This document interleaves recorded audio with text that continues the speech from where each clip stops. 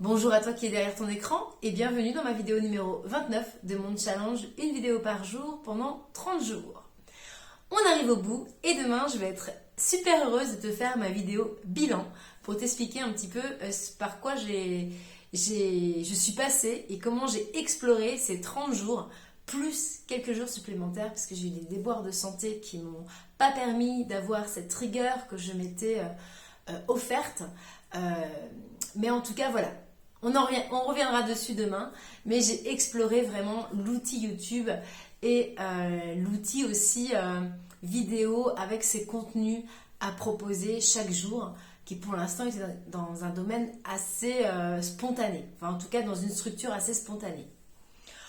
Aujourd'hui, ma vidéo sera certainement pas très très longue, je vais surtout te donner des nouvelles un petit peu de mon entreprise et de mes projets.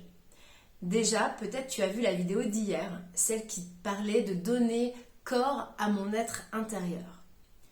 Moi, je suis quelqu'un qui me pose 10 000 questions. Je suis quelqu'un qui n'a pas encore eu la révélation ultime où je me dis vas-y, fonce sans revenir en arrière sur ce que j'ai envie ou sur mes projets. J'ai eu une énorme révélation en 2019 quand j'ai rencontré une guitare qui m'a amenée à produire des chansons, des mélodies de façon amateur, hein. Mais voilà, je me suis mise à composer au bout d'un mois et je me suis mise à poser des textes sur mes chansons assez vite. Et c'est ce qui m'a très probablement amené à faire de la sonothérapie, puis après du chamanisme. Sachant que le lien de ces trois disciplines, c'est clairement le son, le chant, la musique. Et donner forme à mon être intérieur, c'est peut-être d'accepter cette partie un peu plus chamanique et très intuitive dans mon chant et dans ma pratique. C'est déjà ce que je propose lors de mes voyages sonores qui ont changé de nom et que je vais porter avec ce terme de rêve sonore. Donc ça, c'est toute la communication qui m'attend dans les semaines à venir. J'ai commencé un petit peu à le diffuser sur les réseaux sociaux, mais pas encore pour que ça rentre... que ce soit vraiment mon ADN. Donc voilà, donc ça c'est quelque chose que je vais, qui m'attend dans les semaines à venir. Ces rêves sonores qui vont forcément prendre une grosse partie chamanique, parce que je ne sais pas faire un voyage sonore sans. Et puis surtout, je me rends compte, moi, au fur et à mesure de mon éveil spirituel et de mon cheminement personnel, que le monde onirique m'intéresse énormément, que le monde onirique est tellement porteur de messages que j'ai envie de vous amener là. J'ai envie de vous amener à ouvrir des portes pour que ce monde onirique, ce monde personnel et intérieur, vous y ayez accès plus facilement. Et on en vient, à mon sens, forcément à l'ouverture vers l'intuition, à la connexion à quelque chose de plus grand que soi. Je vous laisse y poser les mots que vous voulez. Mais moi, quand je vous dis ça, j'en suis moi-même à l'exploration, en fait. C'est-à-dire que moi, ma médiumnité, elle n'est pas encore installée. Et si je parle comme ça, c'est parce que par moment, il se passe des choses. Par moment, j'ai des guidances où on me dit que j'ai ce don de médiumnité. Certains diront qu'on l'a tous, d'autres non. Ça, c'est un débat qu'on pourrait évoquer dans une autre vidéo. Mais en attendant, ma médiumnité, et j'en suis la première frustrée, n'est pas à un niveau que j'aimerais aujourd'hui. Et je suis certainement pas crédible en disant que je tends à être médium ou que je suis médium. Malgré tout, dans ce cheminement-là, il se passe des choses. Je capte et j'entends des choses dans ma pratique chamanique. Je capte et j'entends des choses dans ma pratique de sonothérapeute. Je capte et je perçois des choses dans mon cheminement personnel. Et tout ça, j'ai à cœur, moi, de le développer. Et c'est vrai que mon outil principal pour le développer, c'est la partie onirique. En chamanisme, on parle de rêveur ou de traqueur de rêve. Je suis peut-être une petite traqueuse de rêve. Et en tout cas, je vois bien que c'est vers ça, vers quoi je vous emmène, dans mes rêves sonores. Je ne veux pas juste que vous vous déposiez sur un tapis et que vous vous nourrissiez bien sûr de tous les bienfaits du son vibratoire, parce que ça a déjà tellement de bienfaits sur la santé. Moi, je veux aussi bousculer un peu pour vous permettre de comprendre que ce qui se passe sur ce tapis quand vous êtes en état profond de détente, que ce soit physique ou mentale, ça donne accès à des choses, ça donne accès à des visions, à des symboliques, à des ressentis corporels. Et pour moi, c'est vraiment ça qui m'attire le plus et c'est vraiment vers ça que je veux vous amener, en fait. Et ça fait partie des bienfaits de la sonothérapie. La sonothérapie, elle agit sur le corps spirituel. Elle vient ouvrir des portes. Et c'est quelque part, c'est ça, moi, qui m'appelle, je crois. Plus que peut-être le soulagement d'une douleur ou une recherche particulière par rapport à vos demandes, des fois qui sont très spécifiques quand vous venez faire un massage sonore, en l'occurrence un rendez-vous individuel. Moi, je vois bien que déjà, je me nourris du collectif. Le collectif, c'est vraiment quelque chose que j'adore, dans lequel je me sens à l'aise. Malgré cette timidité et la peur de l'autre, en collectif, je me sens à ma place. En tout cas, en collectif, dans mon positionnement de artiste sonothérapeute. Je pense que c'est un terme que tu entendras de plus en plus parce que dans la quête vers ce que je suis toujours en train de me poser cette question si je suis une artiste et une thérapeute et donc une sonothérapeute ou une praticienne chamanique. Et en fait, il y a des moments quand tout va bien dans ma tête, quand tout est clair, il est évident pour moi que je n'ai pas à choisir. Il est évident pour moi que je suis une artiste qui utilise des techniques thérapeutiques pour t'amener dans son univers. Et c'est vers ça, quand tout va bien dans ma tête, que j'arrive à communiquer et j'espère à te partager ce que je suis en train de construire.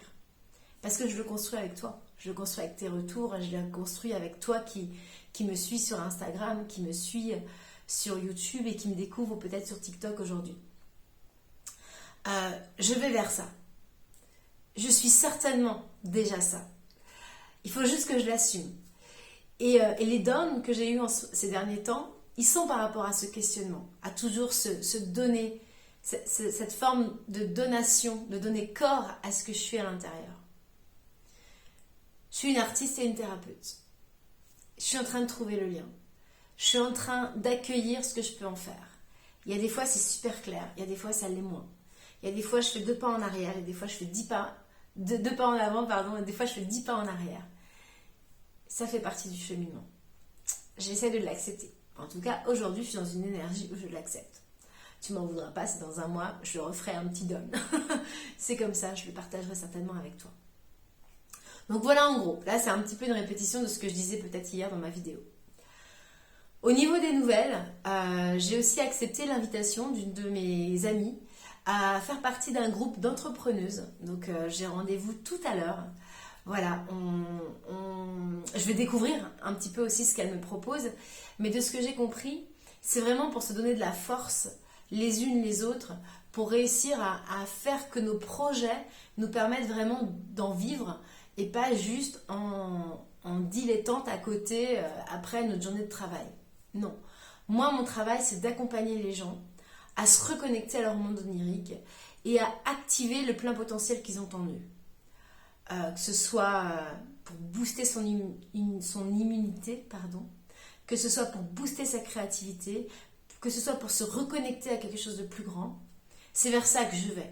Et forcément, moi, j'ai pas envie de le faire de 19 à 21 heures après ma journée de travail, parce que je vois pas comment je vais être disponible pour les gens, pour accueillir ce qu'ils vivent et ce qu'ils partagent avec moi lors de mes événements collectifs.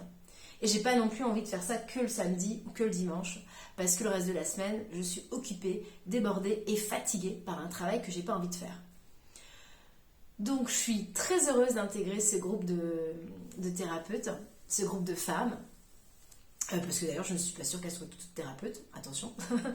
En tout cas, ce groupe de femmes, portées par la sororité, portées par des envies d'être épanouies, par des envies de poursuivre son cheminement spirituel et personnel. Et j'ai besoin de ça.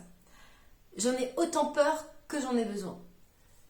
Dans mes peurs, il y a toujours ce fait de ne pas être libre de son temps. Vous voyez, moi, c'est quelque chose qui me stresse beaucoup.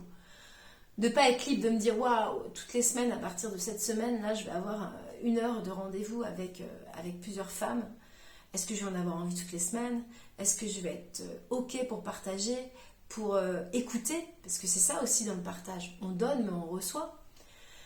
Et puis avoir les mots qu'il faut pour accompagner ces jeunes femmes aussi dans leur cheminement. Ça fait partie de mes freins. Mais je suis hyper contente d'intégrer ce groupe. Et puis sinon, au niveau des nouvelles, eh bien, moi, j'ai vraiment senti, avant d'avoir ce don vraiment marqué, qu'il fallait de toute façon que je m'arrête pour l'été. Voilà, je sentais pas... ou plutôt, je sentais que j'avais un besoin profond de m'occuper de moi. Ce fameux shadow work que j'évoquais hier dans la vidéo. Je pense que je le fais pas comme il faudrait. Je l'évite, en fait, comme beaucoup. Hein. On n'a pas toujours envie d'aller chercher ces nuages noirs, d'aller chercher ces profondeurs, d'aller chercher qu'est-ce qui fonctionne, pas qui fonctionne mal, mais qu'est-ce qui fonctionne dans la douleur. Et je pense que j'ai été rattrapée par ce besoin de le faire. Donc, la vie est bien faite. Hein. Dans ces cas-là, j'ai toujours un peu l'intuition de me dire, en fait, là, je ne vais pas recevoir de clients, je ne vais pas programmer des choses en collectif parce que j'en ai pas envie. Et si j'en ai pas envie, c'est pas juste pour les gens qui viennent me voir. Parce que moi, je fais pas du gratuit. Hein. Moi, tous mes événements sont payants. Parce que c'est mon travail, parce que c'est ma source de revenus principale et unique. Donc, je vois pas comment je pourrais donner et transmettre bien si moi, je suis pas bien. Et en ce moment, voilà, la vie me demande de me reposer, de faire le point, de traverser en fait toutes ces étapes d'émotions. Il y a du bon, il y a du pas bon. Aujourd'hui, par exemple, ça va. Ça va parce que j'étais pas bien ce matin. Et puis, moi, j'espère, en tout cas, j'ai une force mentale quand même. Et je me suis dit, stop Erika, tu peux pas continuer comme ça. Tu peux pas te lamenter, tu peux pas t'endormir sur ce qui se passe, sur ce que tu ressens. Allez, go, active-toi. Et aujourd'hui, pour m'activer, j'ai pas travaillé sur mes projets, j'ai pas travaillé sur de la com, non. J'ai fait un autre travail, j'ai fait ce qu'on peut appeler un travail énergétique finalement, c'est son environnement. Mon environnement, je l'ai cleané, je l'ai rangé, je l'ai décoré, tu vois, pour qu'il ressemble à ce que tu vois aujourd'hui au niveau du home studio. Ça m'a mis les idées au clair. Ça m'a permis de jeter des trucs, ça m'a permis d'en monter d'autres, au box et tout, enfin tu vois, de faire de la place. Et ça a renouvelé mes énergies. Ça a renouvelé les énergies de la pièce et ça a renouvelé mes énergies à moi. Et c'est ce qui me permet aujourd'hui d'être beaucoup mieux avec toi. Et tu vois, ça c'est des tout petits trucs. Des fois on va chercher compliqué, alors qu'en fait le bien-être, il se résume juste à ça. C'est très drôle, il y a un petit oiseau au moment où je te dis ça qui est en train de taper à la fenêtre. Pardon, c'était drôle. Il tapait, j'ai cru qu'il s'était fait mal, mais non, il avait l'air de vouloir rentrer, de dire coucou. Donc je vais lui ouvrir tout à l'heure, s'il veut bien. Mais bon voilà, la vie finalement, quand on maîtrise son mental, parce que tout vient de là en fait, la maîtrise de son état d'esprit, je sais la puissance que ça a. Et pourtant, des fois, je me fais rattraper. Je me fais rattraper parce que c'est pas facile tous les jours, parce qu'il y a des fois, tu sais pas comment tu vas payer tes factures quand tu es auto-entrepreneuse, parce que t'as pas forcément l'entourage que tu as envie au niveau amical ou autre, parce que dans ta famille, il se passe des choses pas cool, il y a l'âge qui avance, il y a des problèmes de santé, il y a tout ça. Parce que le monde dans lequel on vit aussi est en ce moment coriace. Je ne vais pas te citer tout ce qui se passe, mais je pense que tu es bien au courant. La guerre en Ukraine, les fusillades en Amérique. Enfin voilà, on est sur des choses lourdes qui atteignent le collectif et donc forcément qu'à un moment donné, même si tu es thérapeute, même si tu es dans la joie et l'optimisme, je pense que malgré tout, je me tape quand même un peu les revers énergétiques de ce qui se passe.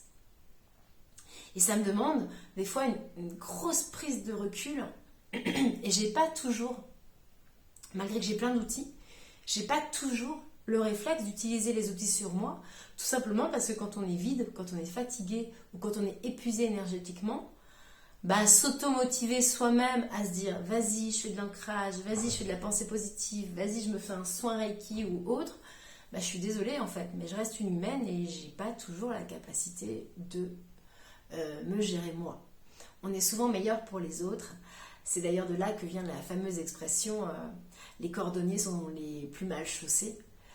C'est qu'en gros, des fois, tu es capable de gérer les autres et leurs problématiques et tu n'es pas capable de t'auto-gérer toi. Donc c'est un peu ce que là j'ai traversé ces derniers jours. Mais là ça a l'air d'aller mieux, c'est cool.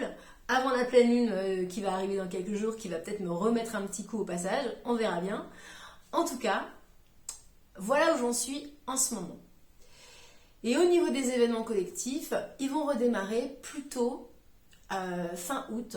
Voilà, on démarrera sur la commune de Cholet, où j'interviens déjà régulièrement pour des voyages sonores.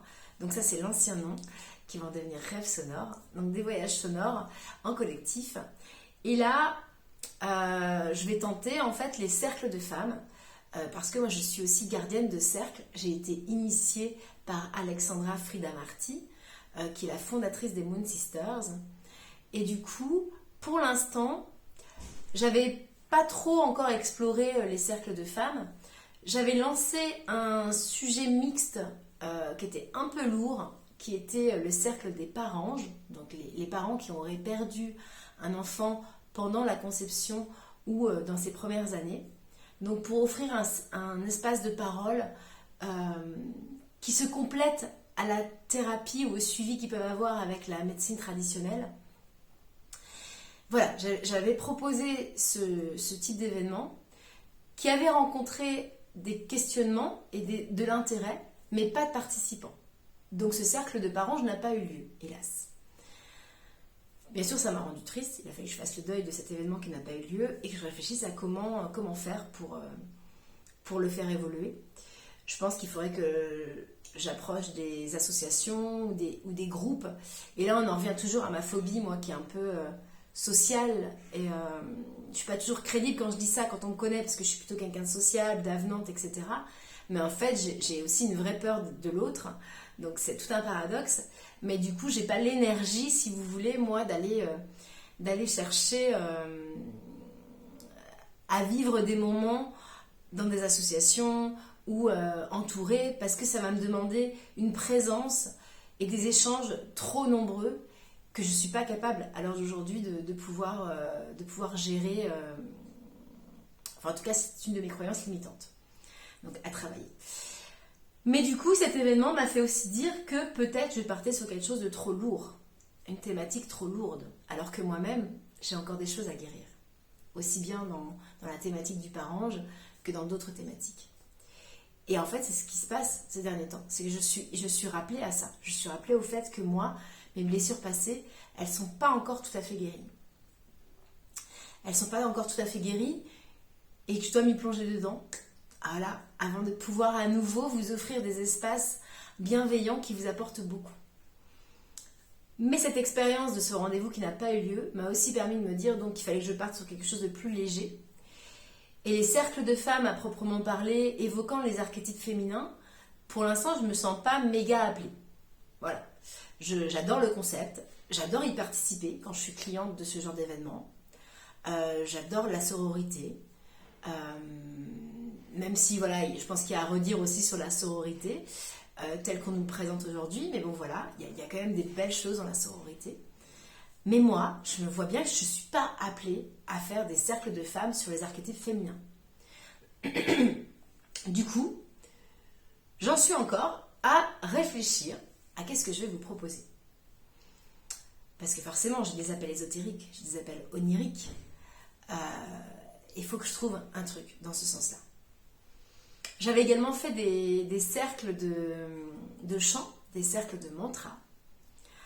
Peut-être que voilà, c'est quelque chose qu'il faut que j'explore encore. Je me sens pas... J'adore, enfin si, je me sens à ma place quand j'offre des cercles de mantra. Après, c'est juste que mon niveau de guitare, il est tellement encore trop petit à mon goût que je le vis pas bien, en fait, dans mes propositions. C'est ça, hein, la vérité. Donc c'est encore des choses qu'il faut que je travaille, parce que quand je l'ai proposé, c'était super et les participants ont apprécié, enfin j'ai eu des bons retours, Donc en fait, pourquoi je m'empêcherais de continuer à vous proposer ça? Mais bon voilà, donc comme tu peux le voir, je suis encore dans une mouvance de réflexion. Et c'est super chouette, tu vas me voir réflexionner comme ça au fur et à mesure des semaines et des mois et tu vas me voir mettre en œuvre des événements, les améliorer pour ceux qui existent déjà, les modifier, les transcender et puis en proposer des nouveaux. C'est un peu l'idée. Donc voilà. Voilà où j'en suis aujourd'hui. Je crois qu'on est le 9 juillet. Non, le 8 juillet. Je suis un peu perdue, mais je crois qu'on est le 8 juillet. Voilà où j'en suis, à peu près dans les projets à venir. Donc, j'ai hâte de te raconter la suite. Et puis on se voit demain pour le bilan.